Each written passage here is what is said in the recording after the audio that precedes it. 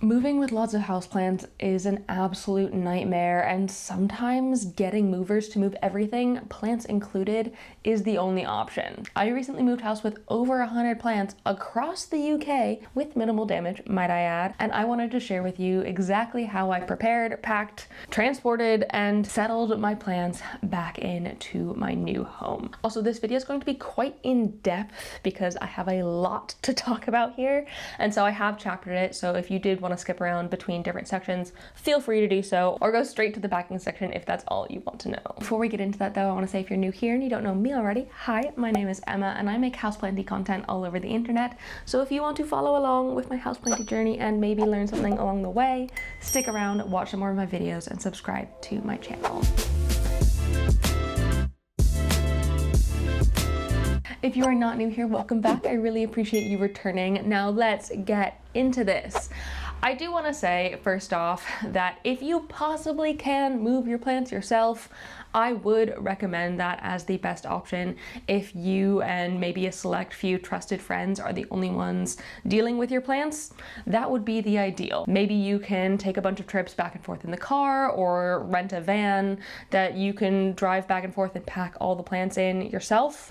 That would be fantastic. I personally didn't have that luxury during this move. We had to hire movers. We were moving over 4 hours away, so we couldn't just do trips back and forth willy-nilly. We needed to move all of our furniture, our cats, and so many other things. And so getting a van specifically for my plants and driving them myself was off the table, but I think I still did a pretty good job even though I wasn't transporting the plants myself, and we really didn't have much damage at the end of it, so I feel like I did a pretty good job. First up, I want to talk about some supplies. Some of them I deem absolutely essential and others might just be nice to have, but I figured I'd talk you through them because you might want to be ordering these things in advance before you actually have to start packing things, just because it makes it easier for the actual packing process. Boxes are going to be the main thing you need.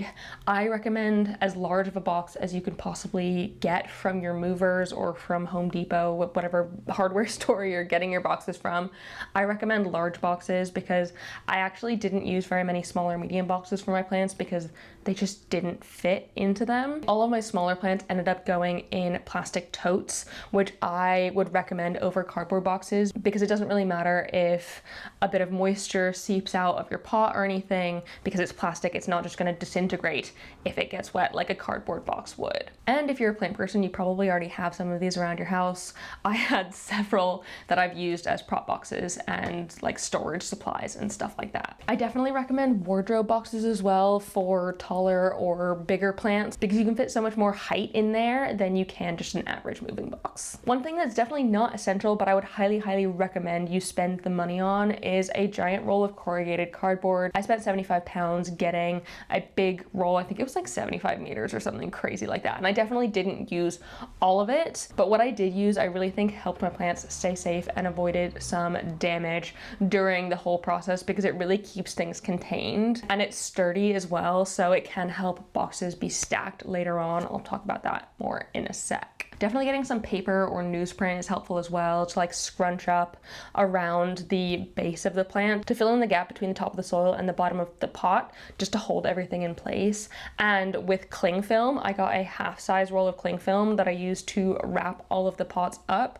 to make sure all of the substrate stayed in no matter what got jostled around, and really made it easier to pack things up as well because soil wasn't spilling everywhere. Labels or a marker as well to write on the boxes, live plants or fragile, whatever you need to signify to the movers. Be careful with this thing because it is fragile and special and precious. A couple of things I didn't use but I can see use for is nursery trays. I went to a local plant shop on their delivery day and I asked if I could grab some nursery trays off of them because typically they just throw them away after use, and so if I could reuse them myself, that would be great. I didn't end up using them for the boxes that I packed because if you're wrapping your plants up in the corrugated cardboard or using cache pots with your plants, like not packing them separately, they don't really fit into the nursery trays, so they didn't really work for what I needed.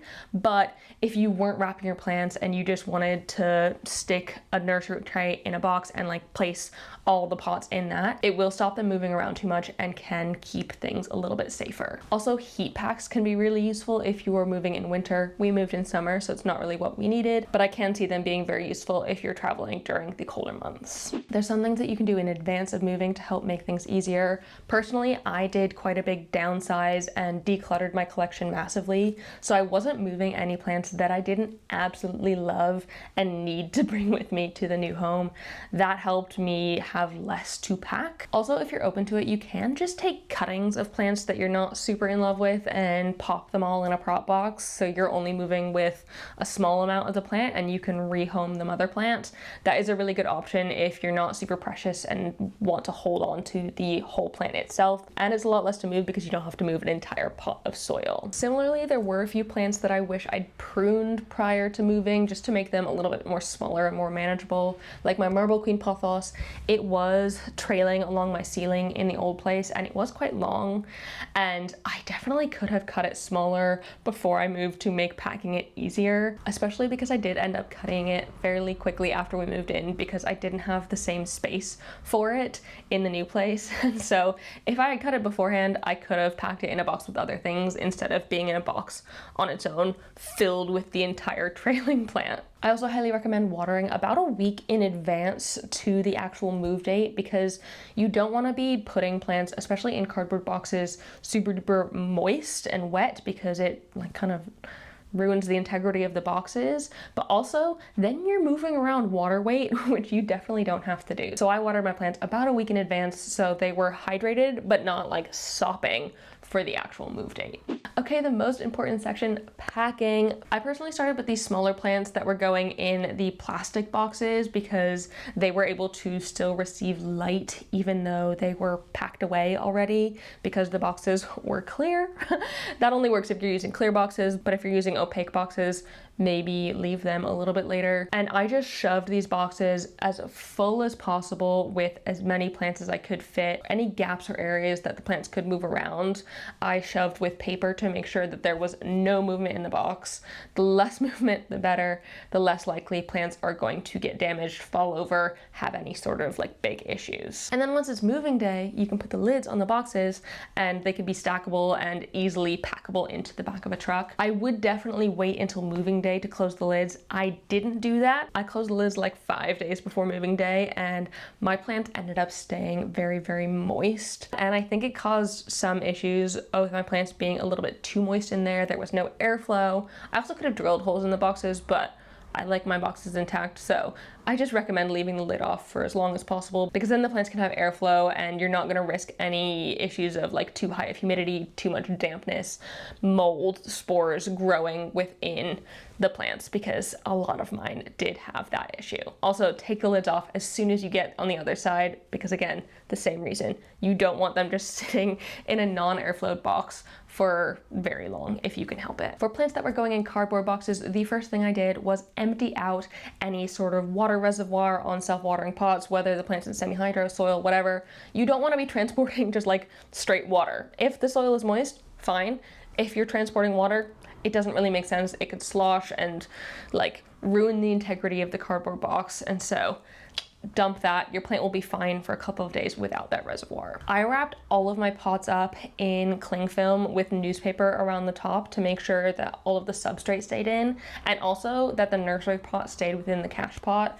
That was just the easier way for me to move with my plants. You can take all the cache pots off and move them separately, but that just adds more work when you're down the line unpacking and you need to rematch all of your plants with their pots. So I just wrapped that up all in one in a nice secure package that kept all the substrate in and made sure that nothing was going to move around in the pot itself. Use the corrugated cardboard or paper to wrap up the plants like you would do for shipping. I don't know if any of you have shipped plants or received an online order, but when you get a plant in the mail, each one is wrapped individually, and that keeps the plant safe. It keeps the foliage from rubbing against each other, snagging on other things, will really protect the plant during this like big jostle. And I actually didn't do this for some of my plants, and I highly regretted it because there were some torn leaves that I was unpacking on the other side, which were totally preventable. Similar to the small plants in the plastic totes, you want to be packing your cardboard boxes as full as possible. No room for them to move at all is the goal, because any movement could cause potential damage. Where possible, you want to make your boxes stackable, and that's where the corrugated card comes in clutch. I cut the cards specifically to the height of the boxes I was using, so there were lots of vertical pieces of card wrapped around each plant, and so the box could be stacked on top of without risk of squidging the plants that were inside. This just makes it easier for the movers to pack the truck, because you can pack things a little bit more densely if you can stack things on top of each other. That being said, not all of my boxes were stackable. There were some plants that didn't fit within the height of the boxes that I had. I just left those boxes open with the plants still wrapped up for protection, and those were absolutely fine. They just ended up being packed on their own, just strapped to the side of the truck. There were a couple of long trailing plants I had that I just put into singular boxes on their own. I put the pot in and then just shoved all of the leaves around it, which in hindsight was probably not the best idea. I am still not looking forward to unboxing my Exotica because I'm pretty sure it's tangled in there. But some of you actually recommended taking the entire trailing bit and wrapping it in cling film or paper, something like that, that kind of makes it a column shape, because then when you coil it into a box, it's not going to tangle with itself. And I do really wish I had done that. I didn't. And so I just have a tangled mess to deal with on the other side. If you have propagations, specifically those in water, things in like sphagnum moss or perlite in sort of normal vessels, are fine, and they're probably going to go in the like plastic totes.